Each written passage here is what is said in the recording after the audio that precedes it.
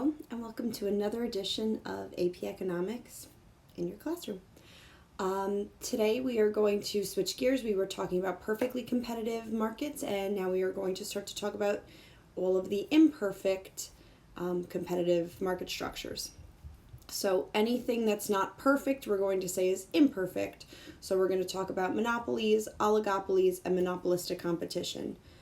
Starting on Monday, we'll start with monopolies. So I'm going to ask you guys to do module 61 for over the weekend, along with the assignment that I'll have for you guys today. But I gave you guys some notes. The notes are right in front of you in perfect competition, and we're going to explain a very basic concept today. So again, going through what I wrote to you guys, since we knew that perfectly competitive firms are price takers, demand was constant or perfectly elastic. That was Mr. DARP. And it was equal to MR. Again, Mr. DARP was marginal revenue equaled demand, which equaled average revenue, which equaled price. So now we're going to kind of change things. We're going to have something to help us remember it.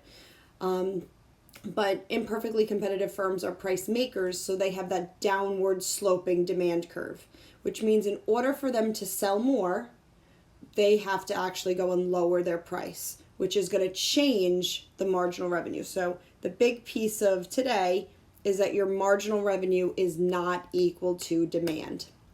So that's kind of like that's the big piece of today, and we're going to kind of prove that out with a series of steps. So I also attached, I'm saying this now, I didn't do anything yet, but I'm going to attach a note sheet so that you guys could do this as well, and you guys will have all of these blank documents that you guys are going to see that I'm going to go through. Again, still should be a way shorter type video, so that's what I hope for, at least. I don't know. It's already at 2 minutes, so I make no guarantees. All right, let's continue. Okay, so at this point, if you guys could have the document, Google Doc, however you're looking at this, out in front of you, and we're going to prove out why marginal revenue is less than demand. Again, remember our demand curve is downward sloping, which means that in order to sell more, we have to lower the price.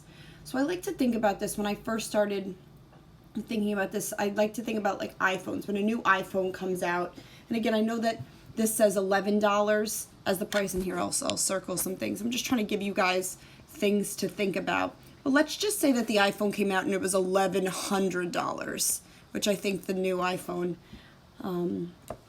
is actually.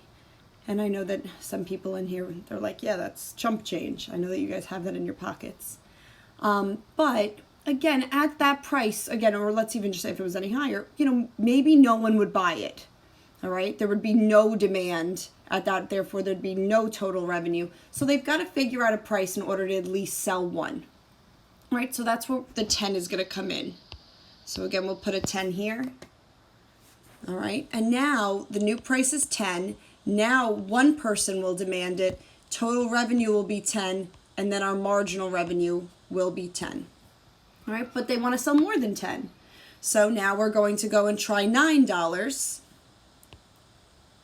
And now 2 people will buy it. So this is going to be 9 times 2 to get our total revenue, which is going to be 18.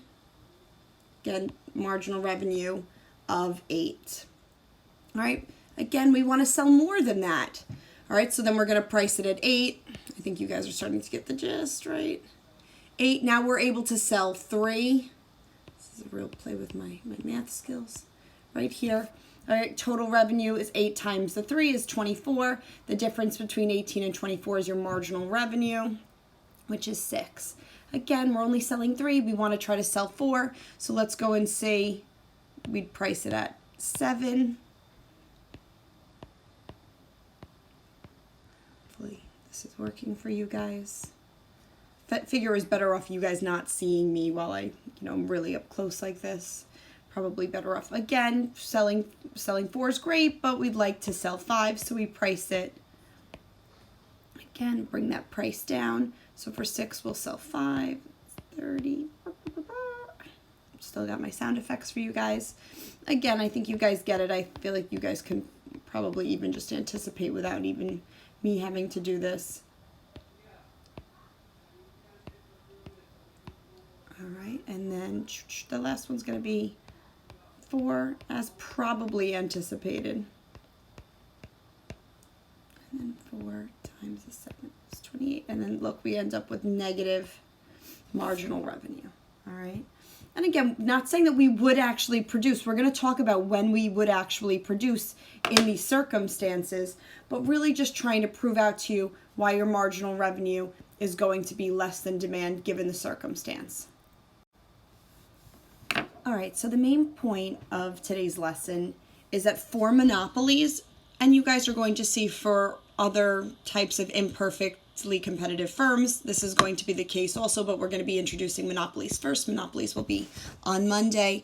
Again, the MR is less than the demand. I should have done that in a different color now, realizing can't change it now. All right, so that's going to be important, but look, I can do it now. All right, so again, this is going to be your demand curve, and this is going to be your marginal revenue curve. So again, instead of, Mr. DARP, you just have Mr. D. Again, I know if anyone has, Dr. D, Mr. D. Marinas. All right, so again, however you want to try to remember that, if you like that visualization better, if you want to and you just want to just have it say Mr. D, that's important. All right, so again, just to be weird and creepy, your assignment or an example of what I'm asking you guys to do is going to be on the next slide. So we're just trying to make it creepy and have fun ways of remembering this fact, all right, that MR is less than your demand. Okay, so anytime Gio gets to help me with teaching, he's thrilled. All right, so what I want you guys to do is I want you guys to just upload a picture of you essentially like making a gang sign. I know Yash is like, yes, I got this. Yash already has an A++ on this assignment, I already know. I imagine Sujay is very good at this as well. Again, not insulting anybody else's gang signs. I'm sure some of yours are very, very good.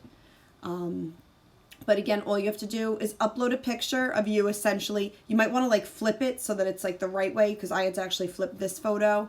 And then you've got to go and acknowledge which one is going to be your demand and then which one's going to be your marginal revenue. All right.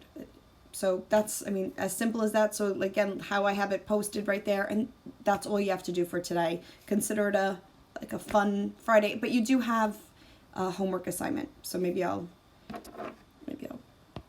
we've got it just as like a wee little reminder. All right, your homework is mod 61. Smiley face, top hat. Okay. All right, you don't need to put the smiley face and the top hat on. Just unless you want, then you can get like,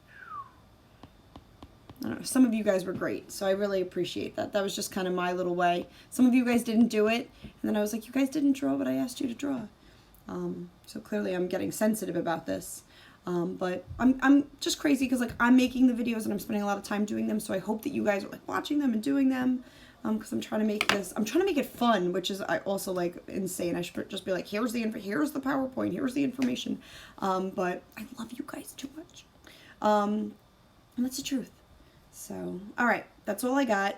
Again, I can't wait to see your pictures. I can't wait to see your gang signs. And I hope that you guys have enjoyed. It's supposed to get nicer out. It could be lies. Weather people, they lie all the time. Why would, today be any different? But maybe I'm just jealous. All right. Have a great day, guys, and stay well. Thanks.